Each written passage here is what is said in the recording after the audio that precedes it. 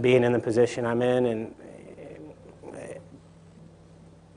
but what we said is these things we've always considered to be powerful and good, critical thinking, problem solving, creativity, communication, collaboration, research and information fluency, all that stuff. 21st century just means that you've been able to harness the available technology possible, use it to amplify the skills that are already, important and, in your head, so to speak. So 21st century skills isn't so much about using technology without purpose, but about harnessing it intelligently when appropriate. And so our assessment there has been really interesting because it's already changed. We've given one, and it already changed how those teachers started thinking about what they were doing with their students. So they gave them a bunch of content, and their job was to argue a position, much like what the keynote was talking about and what y'all have brought up as well. And teachers found out my students just said stuff. They repeated the things. They didn't analyze this information at all. And it forces the question, how do I teach them to do that? And the unfortunate phrase that I always hear is what gets measured gets done, right? So if we don't measure these things and figure out like whether the kids can do it or not, then no one will ever know that they're failing to do it. The best elementary math teacher I've seen, I went into a room to videotape her. Her kids all aced the SOL. She was from a social economically lower school, but her kids did excellent on the SOLs. And one of our math coaches came in and said, I bet your students can't solve this problem, Despite the fact that they can fill in the right bubbles, they can't tell you the answer to this problem. And she said, sure they can. They know all the stuff that's grounded in that. And sure enough, the students could not do it because they couldn't logically apply. They didn't have that kind of contextual ability to apply this information. And that was just the wake-up call that particular teacher needs. She completely changed her teaching style and the way she did things because she could see clearly that they couldn't do that, and she wanted them to be able to do more than just memorize and fill in the circle. Her classroom, most amazing thing I'd ever see. She'd just come up to a group of students, and this is just, fifth graders all over the place, working on like a geometry problem where they had to figure out the area of something, or, But she'd just sit down and say, she'd just ask a few questions. Is that what I told you? Oh, really? What are you doing there? And just watching her just questions, simple questions, and the reaction of the students was just such a beautiful thing. But if they don't know that they need to change their teaching style, because, people say, I am successful. You have defined success for me.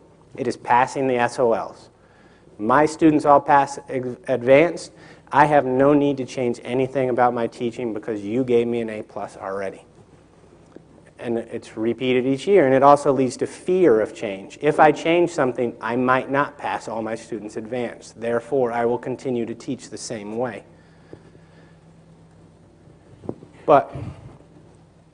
And this is another slide from this morning, a little more legible, but barely. Is I don't want to leave us here impotent, right? It sounded really bad, didn't it? We should feel like we can make a change, and I think we can. How many of y'all have ever been to a school board meeting? So a smattering.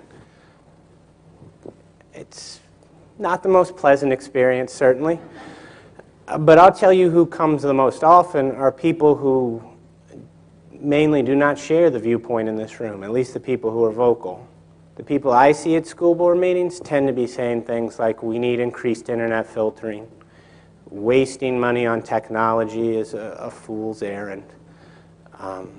Books and just books were good enough for me. That's the way I want things. Those are the voices that I hear at school board meetings. I don't hear college professors, people whose word carry a lot of weight, having those conversations, on a regular basis. So the coffee cup image was actually submitted by Gardner Campbell, so a little UMW reference there. So my idea is that we do need to wake up, and the giant earth mover, right, is admitting that we have a lot of work to do. This is a monumental task to try and change what is a ship that I fear is out of control. I mean, if you look at everything that's going on in the media, it's towards charter schools, it's towards increased standardization, it's saying that advanced degrees for teachers don't matter, and that they ought to be paid solely based on the performance for SOL, for standard tests.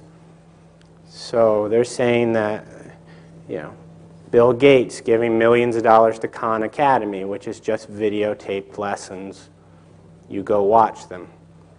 I've yet to see the parallel between, I don't see high-stakes testing being done for Khan Academy yet it's already getting lots of money, so that's kind of an interesting parallel. But we have to, it's going to be a fight. It's going to be dramatic, and, I'm not saying it will be pleasant, right?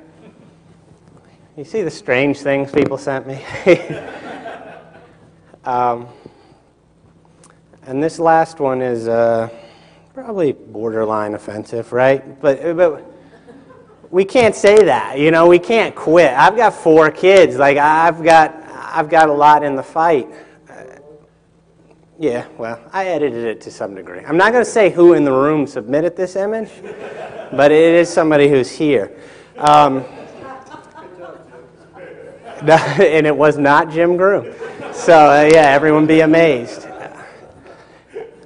I beg of you to make your voices heard, to say that, like, what happens in college is not sitting and taking notes. What we want to do is much more than that, and to be vocal about this in your community. So when people say, and you'll hear all sorts of people say, like, clearly, I remember some woman so proud that her son had memorized, like, the types of clouds. There were, like, 3 types of clouds or something.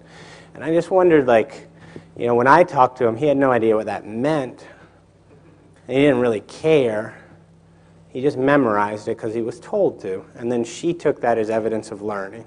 So if we don't educate parents in terms of what to expect and what to want for their kids, they're going to continue to be very satisfied with the narrative being told, which is, see these numbers? They very clearly indicate what your kid knows. And that's all you have to know. You don't have to know anything deeper. You don't have to know if they apply.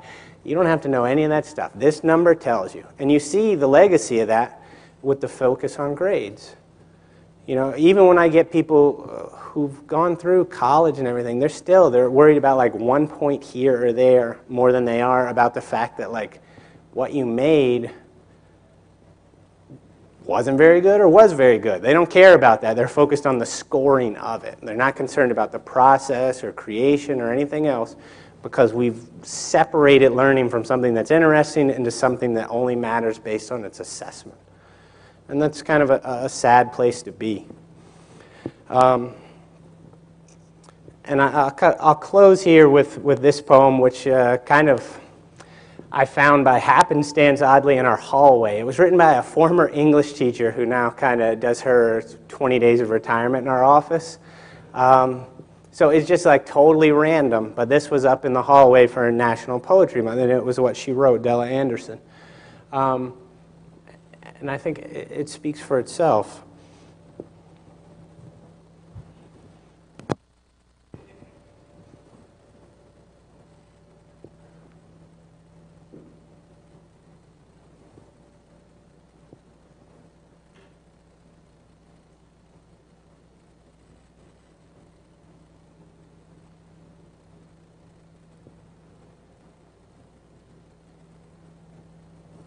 So that lummox was one of the wild bunch, right? He had questions, he had interest.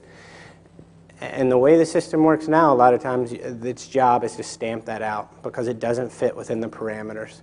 It leads people astray. It takes too much time because we have content to cover. And I think cover is the appropriate word a lot of times. So if we can make that so it's not the lummox, but, the hero of the classroom, I think then we'll be starting to make some real change. So I hope that you will all participate in this conversation and be vocal with your communities and school boards. We could use the support of people like yourselves. So thank you very much.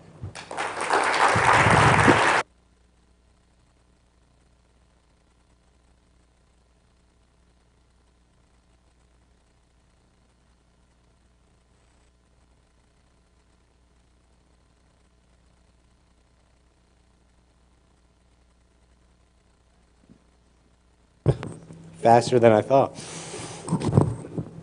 No questions.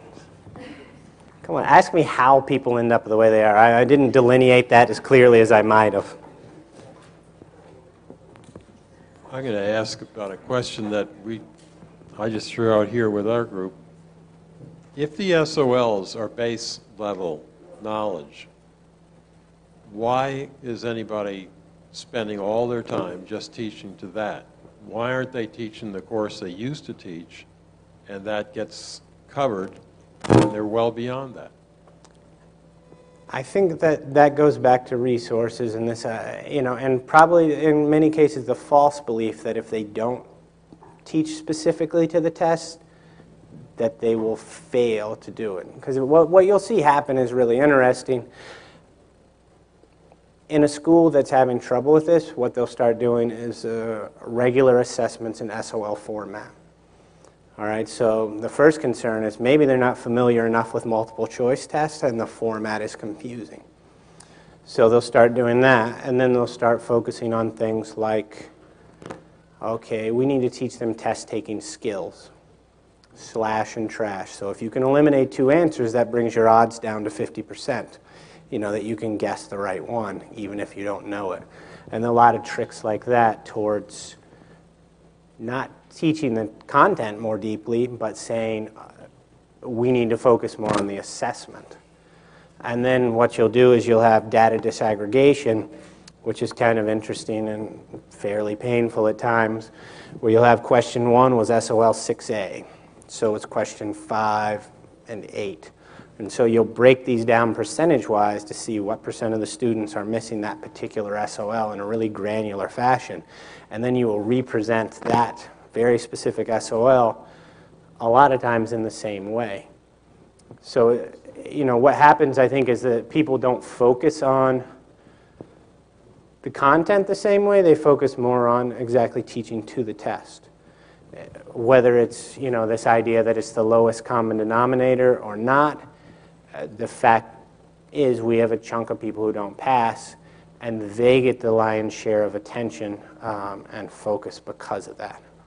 And if you look, statewide, there's lots of places that have people who are not meeting what